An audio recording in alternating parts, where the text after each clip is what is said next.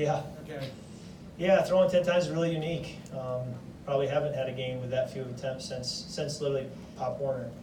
I think I probably threw 10 times or more in most high school games too. So it was what the game called for, and I have no problem with being conservative as long as we win the football game. That's all that matters to me. And we found a way to get the win. So the approach was a great approach. It probably won't always be this extreme where you're only having 10 passing attempts, but is this, can this be the identity of the team to play good defense, run the ball, that sort of thing? I think every game calls for something different. Don't be surprised if we have to win a game 52-51 this year. Coach Zimmer wouldn't be very happy about that, but every week is different. And I think you look around the league today and you see how wacky the scores can be and the results can be, and you realize that every game is its own entity, and you have to go play what the game calls for.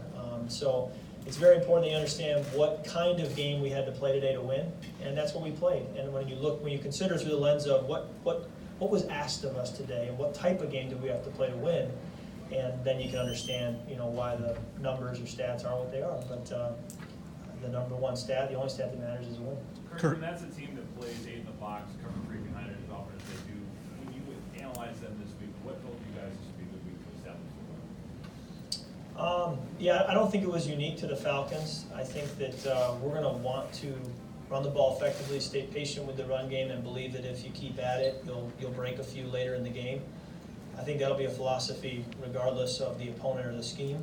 What was unique is typically you think you're going to hit some big runs when you go to split safety and take a guy out of the box. So to have an 8-man box was a little unique to hit some of those runs as consistently as we did, and all the more reason to keep doing it if it's working. No reason to change. So, and the run kept working. Kirk, what kind of energy did you sense from the offensive line in the huddle, getting to run block as much as they did early on and seeing Cook and Madison generate those big plays?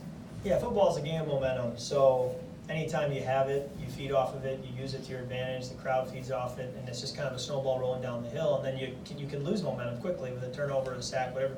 You got to find a way to get it back. But certainly when you have a few productive runs, everybody's feeling that good energy in the huddle, in the stadium, and it's a great place to be. The key is a mature team is a team that when you don't have that momentum, you can put your foot in the ground and redirect and make sure that things start going back in the right direction. So today didn't really call for us to have to do that, but a good team's going to have to do that at some point this year, and we expect to have to do that. Well, so much that's been made about complementary football with this team. That first series where Barr gets the sack, then Garrett Wilson has the block punt, and then getting to the offense, getting the touchdown. Yeah. Is that a microcosm of what Mike Zimmer's meant by that all offseason?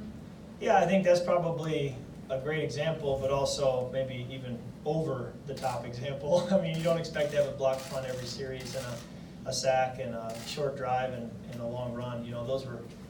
They all just came together today. And complementary football also means when the punt isn't blocked and the sack doesn't happen, still finding a way to make the plays to pick one another up. And if a game calls for us to win in the 50s, to be able to do that too. So you got to play the game that's called, and today was a very unique one.